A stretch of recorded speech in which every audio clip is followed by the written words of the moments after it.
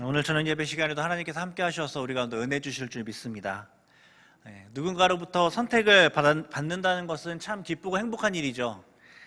누구에게라도 선택을 받는 것이 기쁘지만 선택한 사람이 누구냐에 따라서 그 기쁨의 정도가 또 달라지기도 합니다. 옆집 아저씨가 나를 선택해 주는 것도 뭐 나쁘진 않지만 이상형이 나를 선택을 해준다면 더 기쁘겠죠. 학교 선생님이 선택해줘서 나를 세워주는 것도 기쁘겠지만 이 나라를 대표하는 대통령이 선택하여서 이렇게 세워준다면 더 기분이 좋을 것 같습니다. 누가 선택하느냐에 따라서 기쁨의 정도도 달라지고 그리고 명예도 달라지게 되죠. 우리 모두가 부름받아 선택받은 사람이다라고 성경은 이야기합니다. 우리를 불러주시고 우리를 선택하여 주신 분이 누구실까요? 그분이 바로 하나님이시죠. 이 모든 만왕의 왕이시고 이 모든 것들을 만드시고 모든 것들을 다 아시는 그 하나님께서 우리를 선택하여 주셨습니다. 우리가 읽지는 않았지만 베드로전서 2장 9절 말씀 보면 그 유명한 너희는 택하신 족속이요 왕 같은 제사장들이요 거룩한 나라요 그의 소유가 된 백성이다. 이렇게 말씀을 하시죠. 우리가 택하여서 하나님께 택함 받은 족속이고 왕 같은 자이고 제사장들이다. 이렇게 우리의 부르심이 무엇인지 우리가 어떻게 선택을 받았는지를 이야기를 해주고 있습니다. 너무 기쁘고 참 감사한 부르심이죠. 그런데 오늘 우리가 읽은 말씀 21절을 보면 이를 위해서도 너희가 또 부름을 받았다고 말씀을 합니다. 이를 위해서 너희가 부르심을 받았다라고 말씀하면서 우리를 향한 또 다른 부르심이 이제 기록이 되어 있어요. 그런데 이 부르심은 아까 이 왕 같은 제사장은 좀 마음에 들었는데 이 부르심은 조금 마음에 들지 않는 부르심입니다. 이 그냥 마음에 들지 않는 정도가 아니라 하기 싫습니다 라고 소리 지를 정도로 참 듣기 싫은 우리 삶의 소명 같습니다. 그 부르심이 무엇인지가 이제 19절 20절에 기록되어 있는데 부당하게 고난을 받아도 하나님을 생각함으로 슬픔을 참으면 이는 아름다우나 죄가 있어 매를 맞고 참으면 무슨 칭찬이 있으리요. 그러나 선을 행함으로 고난을 받고 참으면 이는 하나님 앞에 아름다우니라. 부당하게 고난을 받는 것, 특별히 선을 행함으로 고난을 받는 것, 이것을 위해서 우리가 부름받았다는 거예요. 부당하게 고난을 받고 선을 행하는데 고난을 받는 것, 이렇게 하나님께서 우리를 부르셨다라고 말씀을 하고 있습니다. 우리가 살아가면서 가장 화가 나고 가장 슬플 때가 언제냐면 은혜를 원수로 갚는 사람을 만났을 때입니다. 너무 억울해요. 최선을 다해서 섬기고 최선을 다해서 베풀었는데 그 은혜를 업신여기면서 함부로 대하는 사람을 만나면 너무 견디기가 어려워집니다. 우리가 이제 오늘 새생명주일로 그렇게 지키기 위해서 영혼들을 향하여서 그 영혼을 주님께 돌아오게 하려고 애를 쓰고 선을 행하고 사랑을 하고 선물을 주고 이런저런 노력들을 막 하지만 열매가 맺혀질 때도 있지만 많은 경우 그들로부터 거절을 당할 때가 있죠. 우리의 선이 무시당하고 우리가 주었던 그 어떤 사랑들이 멸시를 당하는 그러한 일들을 우리가 경험할 때가 있습니다. 그러한 고난들. 근데 오늘 말씀은 그것을 위해서 우리를 부르셨다고 말씀을 하고 있는 거예요. 부당하게 고난받는 성도로 하나님께서 우리를 부르셨습니다. 보통 종교를 가지려고 하는 사람들의 목적은요, 복, 풍요, 형통 이런 것들을 원하면서 종교를 갖습니다. 하는 일이 잘 되기 위해서, 가정이 평안해지기 위해서, 장수하기 위해서 여러 가지 개인의 소원이 이루어지게 되기를 소망하면서 그렇게 종교 행위를 하죠. 그런데 성경은 복에 대한 약속도 있습니다. 물론 있죠. 그런데 고난에 대한 약속도 있습니다. 그것도 그냥 고난이 아니라 선을 행했는데 받는 고난이래요. 하나님의 뜻을 행하는데 그대로 가고 있는데 받게 되는 고난이 있다. 그것을 위해서 우리를 부르셨다고 말씀을 하고 있는 것입니다. 우리 기독교 멤버십에 가입을 하면 복만 주겠다고 말씀하는 것이 아니라 고난을 주겠다, 이렇게 말씀하고 있는 것입니다. 다른 종교는요, 고난을 당하면 신에게 버림을 받았거나 벌을 받았기 때문에 더 열심히 이제 신을 섬겨야 된다라고 그렇게 생각을 하게 되죠. 하지만 기독교인이 고난을 당하는 이유는 성경에 따르면 단순하지가 않습니다.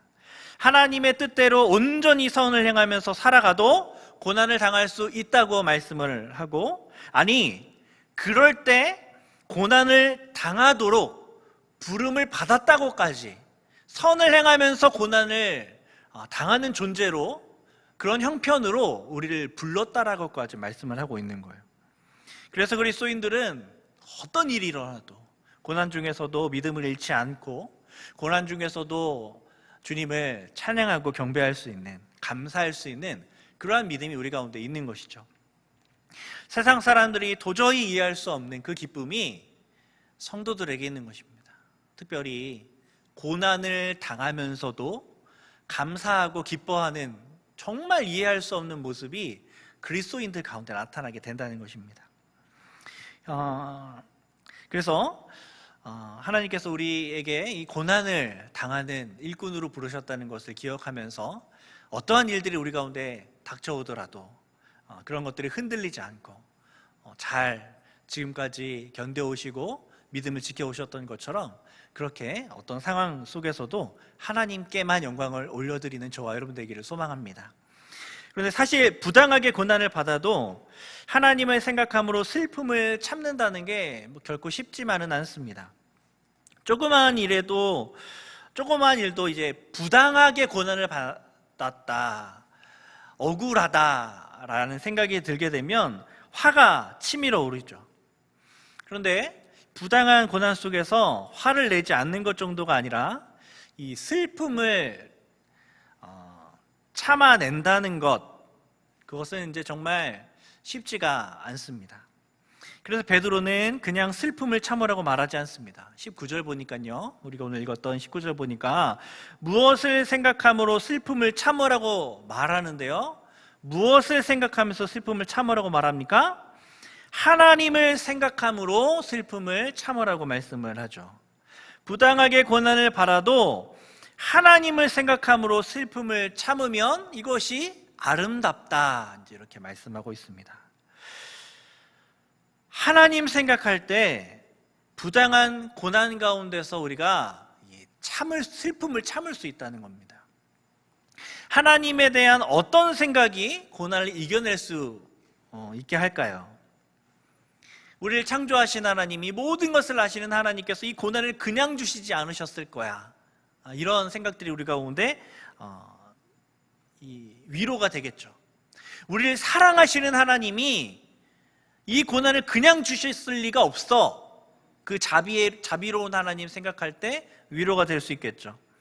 이 고난 통해서 우리를 하나님께서 정금같이 빚으실 거야, 우리를 연단하실 거야, 이런 하나님, 정금같이 만드실 그 하나님을 기억하면서 고난을 이겨낼 수 있겠죠. 여러 가지 하나님에 대한 생각들이 우리를 이 고난으로부터 이겨낼 수 있는 힘을 줄 겁니다. 그런데요, 베드로가 특별히 오늘 말씀에서 예를 들고 있는 분이 계십니다. 그분이 누구시냐면 그리스도십니다. 하나님에 대한 어떤 다른 생각보다 우리가 고난을 이길 수 있도록 하는 생각은 바로 그리스도에 대한 생각입니다. 그리스도에 대한 생각, 그리스도에 대한 묵상이 우리를 이 고난으로부터 이겨낼 수 있게 한다는 것입니다. 21절 말씀을 보면, 이를 위하여 너희가 부르심을 받았으니 그리스도도 너희를 위하여 고난을 받으사 너희에게 본을 끼쳐 그 자취를 따라오게 하려 하셨느니라 말씀하고 있습니다. 우리가 부당한 고난 속에서도 참는 가장 큰 이유는 그리스도께서 우리를 위해서 먼저 고난을 받으셨기 때문입니다. 어려움을 한 번도 경험해 보지 않은 지도자는 좋은 지도자가 되기 쉽지 않습니다. 아랫사람의 부족함과 연약함을 잘 이해하지 못해요. 계속 승승장구만 해왔던 그러한 지도자는 아랫사람들의 부족함과 연약함들을 잘 이해할 수 없습니다. 그래서 그런 상황을 해결할 수 있는 법을 알려줄 수도 없습니다. 우리 어르신들 중에 정말 삶의 질고를 많이 겪으신 분들이 계십니다. 그런 그분들의 한 말씀 한 말씀이 젊은이들에게 얼마나 큰 위로가 되는지 모릅니다. 왜냐하면 미리 다 경험해 보시고 그 경험을 바탕으로 한 말씀 한 말씀을 해주시는데 그 말씀이 고난을 당하고 있는 젊은이들에게 큰 위로가 되게 되는 것이죠. 받은 고난이 크면 클수록 더 큰, 더 위대한 위로자가 될 수 있는 것입니다. 그래서 그러한 고난들이 아름다워지는 것이죠. 주님께서 누구보다 많은 고난을 경험하셨습니다. 누구보다 억울하셨고, 누구보다 큰 배신을 경험하셨고, 누구보다 큰 창피를 당하셨습니다. 어느 누구도 당해보지 못한 그 하나님의 형벌을 받으셨습니다. 그럼에도 불구하고 그분의 고난은 세상 어떤 고난보다 아름답습니다. 그 고난을 받으신 예수 그리스도께서 우리를 향해서 나를 따르라고 말씀하시기 때문에 우리는 주님을 더 신뢰하면서 우리가 겪게 되는 모든 고난들을 이겨내며 주님 따라 한 걸음 한 걸음 나아갈 수 있는 것입니다. 그렇다면 예수님께서 보여주신 그 고난의 아름다움이 무엇일까요? 성경에 자세하게 나와 있지만 오늘 우리가 읽은 베드로 말씀 보면 22절부터 이것들을 정리해서 우리에게 알려주고 있습니다. 주님께서 받으신 고난. 먼저 주님께서는 거룩함으로 고난을 당하셨습니다. 22절 보면 그는 죄를 범하지 아니하시고 입에 거짓도 없으셨다고 말씀하고 있습니다. 주님의 고난 사역이 능력이 있었던 이유, 그것은 무엇이냐면 주님께서 거룩하셨기 때문입니다. 주님께서 거룩하심으로 고난을 당하셨기 때문에 주님이 당하신 그 고난이 너무나 아름다운 것입니다. 고난이 아름다운 고난이 되고 고난이 빛을 발하기 위해서는 거룩함이 전제되어야 합니다. 거룩하지 못한 삶을 살아가다 당하는 고난은 이 세상 사람들도 다 당하는 고난이죠. 그런 고난으로 세상을 밝힐 수 없습니다. 우리가 예수님을 따라 감당하는, 예수님 따라가는 그 아름다운 고난은 어떤 고난이냐면 거룩함이 반드시 필요한 고난입니다. 사람들로부터 죄가 없고 정직하다는 평가를 받는 중에 당하는 고난, 그러한 고난이 아름다운 고난이고 예수님 따라가는 고난이죠.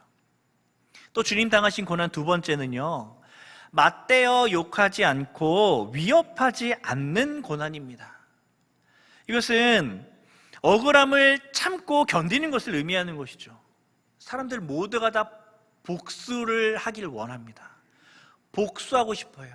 공동체 가운데 어떤 잘못이 일어나면 누가 그랬어? 누가 그랬어? 누가 이거 망가뜨렸어? 꼭 찾아내서 그 사람을 책망하고 싶은 마음들이 모든 사람들의 마음 가운데 있죠. 복수를 하고 싶어 합니다. 그래서 드라마, 영화, 노래, 수많은 것들의 주제가 복수입니다. 그런데 복수하고 나면 잠시 좋을지 모르지만 영원한 평안이 찾아올 수가 없죠. 우리 모두가 아는 것처럼 복수는 우리에게 평안을 줄 수가 없습니다. 복수는 또 다른 복수를 부르고 또 다른 고난을 불러내죠. 예수님께서 당하신 고난은 어떤 고난이냐면 복수하지 않는 고난입니다. 우리가 성경을 계속 읽으면서 우리 마음에 너무나 큰 감동으로 다가오는 것은 고난 가운데 예수님 침묵하신 것, 아무 말씀하지 않으신 것, 우리 가운데 너무나 큰 감동으로 다가오는 것이죠. 너무 아름다운 고난인 것입니다. 예수님께서만 이러한 고난을 당하신 것이 아니라 우리의 위대한 믿음의 선진들 가운데서도 이러한 고난들을 당하시면서 아무 말씀 안 하시고 사랑으로 품어주셨던 많은 분들이 계시죠. 그 중에 한 분이 사랑의 원자탄이라고 불리우고 나병 환자 치료소인 애양원을 설립하신 다 아시겠지만 손양원 목사님이십니다. 이 손양원 목사님 살아계실 때는 이제 해방 직후의 시대인데 우리나라가 해방이 됐지만 미국과 소련에 의해서 이제 38선이라는 선이 그어지고 나뉘어져서 결국 남한에서 단독 정부 수립을 하게 됐습니다. 이 와중에 여러 가지 이제 말들이 있었고, 특별히 여수에 주둔하고 있던 국군 14연대 소속의 군인들 중 남로당 계열 장교들이 주동을 해서 한 2천여 명의 병사들이 반란을 일으키게 되고 봉기하게 되죠. 그래서 여수 순천 사건이라고 불리우는 일들이 일어나게 됩니다. 또 이것을 진압하는 과정에서 또 여러 명의 순천 주민들이 학살되는 사건들이 발생하게 되는데, 당시 순천에서 중학교를 다니던 손영원 목사님의 두 아들도 손동인과 송동신이라는 아이들이었는데, 기독교 신자라는 이유로 좌익단체 청년들에게 끌려 나가서 순교당하는 일들이 일어나게 됩니다. 그런데 손 목사님은 그 두 아들의 그 시신을 수습하면서, 그래서 여수 이제 애양원에서 장례를 이렇게 치르면서 두 아들을 총살시킨 그 청년을 미워하지 않고 원수로 여기지 않고 그를 회개시켜서 양자로 삼겠다라는 발표를 하게 되죠. 많은 사람들이 놀라게 됩니다. 그리고 시간이 지나서 이 아들을 죽였던 안재선이라는 청년을 결국 붙잡게 되고, 그래서 구명 요청을 하면서 정말로 그 청년을 양아들로 삼게 되죠. 그것이 우리 가운데 너무나 큰 울림이 되는 것입니다. 근데 그러면서 손양원 목사님이 아들을 잃고 9가지의 감사의 제목으로 기도를 드렸던 것이 참 유명한 내용이 있습니다.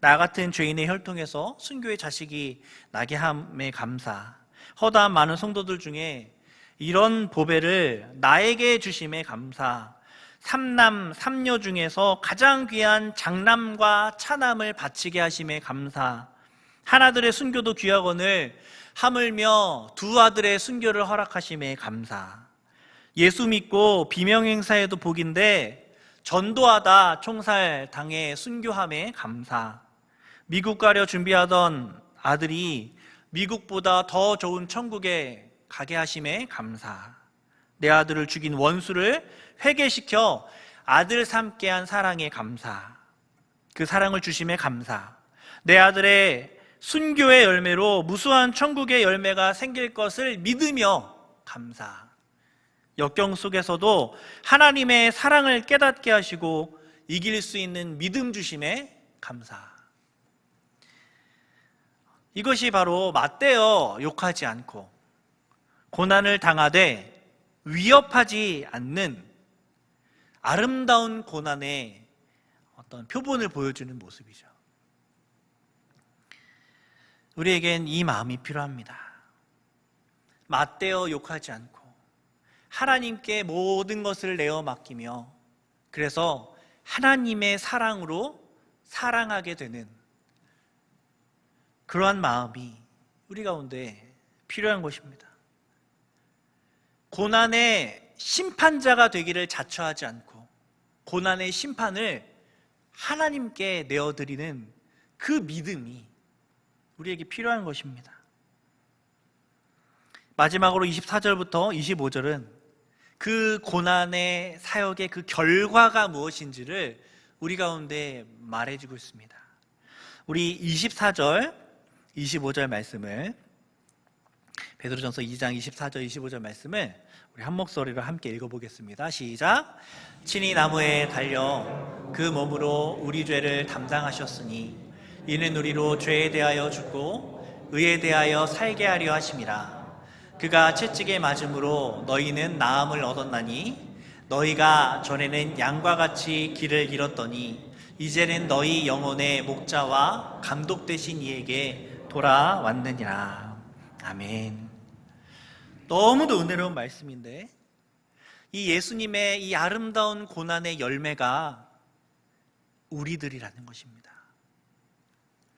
예수님의 고난이 아무 쓸데없이 사라져버린 것이 아니라 그 고난으로 말미암아 우리가 구원을 얻게 되었다는 것이죠. 그 고난으로 말미암아 우리가 구원을 얻게 되었다는 것입니다.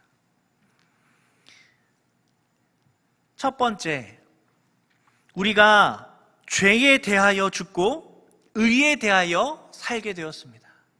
주님의 고난으로 말미암아 첫 번째, 우리가 죄에 대하여 죽고 의에 대하여 살게 되었습니다. 이제 우리 안에 생명의 성령의 법이 존재하죠. 이제 우리는 하나님을 사랑하게 되었습니다. 이제 우리는 하나님을 예배하는 것을 즐거워하게 되었습니다. 주 달려 죽은 십자가 생각하며 이 세상의 헛된 모든 것들을 버리는 그 믿음과 그러한 가치관들이 우리 가운데 생겨나게 되었습니다. 이제 우리는 마음 다해 하나님 사랑하게 되었습니다. 그것이 바로 예수님의 아름다운 고난의 열매인 것이죠. 두 번째, 우리가 나음을 얻게 되었다 말씀하고 있습니다. 이전에 우리 마음 가운데 있었던 모든 상처와 아픔들이 주님 당하신 고난으로 말미암아 나음이 되었습니다. 타락의 결과로 오염되었던 우리의 마음이 회복되었습니다. 무엇이 옳고 무엇이 그른지 알지 못했던 우리의 망가진 지성이 예수 그리스도께서 당하신 고난으로 말미암아 나음이 되었습니다. 이제 우리는 참된 기쁨과 참된 평안을 누리게 되었습니다. 주님의 고난으로 말미암아 우리가 모든 것으로부터 나음을 얻게 된 것입니다. 마지막 세 번째, 주님의 고난으로 말미암아 우린 잃었던 길을 되찾게 되었고 다시 돌아가게 되었습니다. 우리 영혼의 목자와 감독 되신 하나님께 돌아가게 되었습니다. 삶의 이유도 목적도 없이 살아갈 수밖에 없는 길 잃은 그러한 우리에게 참된 목자가 누구인지, 참된 감독이 누구인지 예수 그리스도의 고난을 통하여 우리는 알게 되었습니다. 예수님의 고난 사역의 열매가 얼마나 값지고 풍성한지 이 24절, 25절 안에 이 모든 내용들이 다 담겨 있는 것입니다. 이 모든 것이 거룩함으로 고난 받으시고 복수하지 않음으로 고난 받으신 아름다운 예수님의 고난의 열매입니다. 이 세상 그 무엇이 이러한 열매를 맺게 할 수 있겠습니까? 돈이 우리를 의에 대해 살게 할 수 있을까요? 명예가 우리를 나음받게 할 수 있을까요? 성공이 우리 삶의 목적을 찾아줄 수 있을까요? 어떤 것도 이 열매를 맺게 할 수 없는데 예수님의 이 아름다운 고난이 이 열매를 맺게 하였다는 것입니다. 사랑하는 성도 여러분, 그래서 주님께서는 이 말씀을 통하여 오늘 우리에게도 이 고난에 동참하라고 명령하십니다. 세상이 우리의 고난을 통해서 의롭게 되는 것을 꿈꿔야 하고, 세상이 우리의 고난을 통해 나음을 얻게 되는 것을 꿈꿔야 하고, 세상이 우리의 고난을 통해 생명의 길을 찾게 되는 것을 꿈꾸어야 하는 것입니다. 우리가 부당한 고난 가운데서도 하나님을 생각함으로 참고 우리가 거룩함으로 살아가며 그렇게 고난을 당할 때 이 아름다운 열매가 맺혀질 수 있습니다. 가정에서 고난의 사역을 감당하실 수 있기를 소원합니다. 가정의 그 어떤 부라도 이 고난의 사역으로 회복될 수 있습니다. 주님을 떠나간 가족이 우리의 고난 사역으로 말미암아 주님께 돌아올 수 있습니다. 가정이 의롭게 되고 나음을 얻게 되고 생명의 길을 가게 되는 놀라운 열매가 우리의 고난 사역을 통해 가정에서 우리가 고난 당함으로 얻게 될 수 있다는 것입니다. 일터에서 우리의 삶의 모든 터전에서 우리의 모든 관계에서 이 모든 고난의 사역들을 감당하실 수 있길 바랍니다. 우리가 고난의 사역을 기꺼이 감내하며 나아갈 때 우리의 일터가 우리의 삶의 모든 터전이 의롭게 되고 나음을 얻게 되고 생명의 길로 나아가는 수많은 영혼들이 생겨나게 될 것입니다.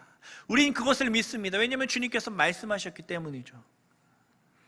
그리고 교회에서도 이 고난의 사역을 감당하실 수 있기를 소원합니다. 거룩함으로. 그러나 부당한 대접을 받을 때에 그것을 원수 갚으려 하지 아니하고 침묵함으로 그 고난을 기꺼이 감당하는 그러한 고난의 모습, 아름다운 고난의 모습들이 공동체 가운데 있을 때 이 공동체가 나음을 얻게 되고 이 공동체가 의롭게 되고 하나님의 몸된 교회가 하나님께로 다시 돌아오게 되는 놀라운 역사들이, 그런 열매들이 맺혀지게 될 것입니다. 가슴이 아파도 좀 억울해도 우리가 이렇게 고난의 사역을 감당하게 되면 우리 교회가, 이 세상이, 이 나라가 생명의 길을 가게 되는 놀라운 열매가 맺혀지게 됩니다. 오늘 우리는 새가족 주일로 지켰습니다. 한 영혼이 주님께 돌아오게 하는 건 너무나 힘든 일이고 또 너무 귀한 일입니다. 우리가 이 모든 일들을 감당함에 있어서 고난을 당하기 때문에, 아름다운 고난이 동반되어야 하기 때문에 이 일들이 너무 귀하지만 동시에 너무 어려운 일이기도 합니다. 아름다운 고난의 최절정은 한 영혼을 위하여 당하는 순교일 것입니다. 오늘 한국에서 전도를 하기 위해서 순교를 당하는 일은 흔한 일이 아닙니다. 그럴 일이 별로 없겠죠. 그럼에도 불구하고 우리 마음에는 순교를 불사하고 한 영혼을 살리는 그러한 마음이, 그러한 정신이 우리 마음 가운데 있어야 할 줄 믿습니다. 오늘로 끝나서는 안 됩니다. 우리는 이 귀한 사역 계속해서 감당해야 합니다. 이 일은 고난이 아니고서는 불가능합니다. 고난의 열매로 나음을 얻게 되고 의롭게 되고 주님께 돌아오게 되는 것입니다. 우리 그리스도를 본받아 이 고난의 사역을 감당하여 세상과 가정과 일터와 우리 주변의 모든 사람들에게, 그리고 교회에게 빛이 되는 저와 여러분 되기를 간절히 소원합니다. 기도하겠습니다.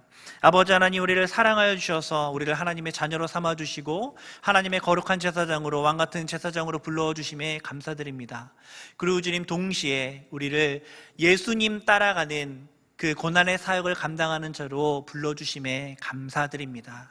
주님의 고난을 통하여 우리가 나음을 얻게 되고 우리가 생명을 얻게 되고 우리가 의롭게 되고 우리가 주님께 돌아오게 되었던 것처럼 우리도 주님 따라 기꺼이 고난의 사역을 감당할 수 있도록 하여 주시고, 억울한 상황 가운데서도 목소리를 내지 아니하고 우리 주님 생각하며 우리 마음 지키며 거룩함으로 고난을 잘 감내하여 하나님께 영광을 올려드리는 우리 모두가 되게 하여 주시옵소서.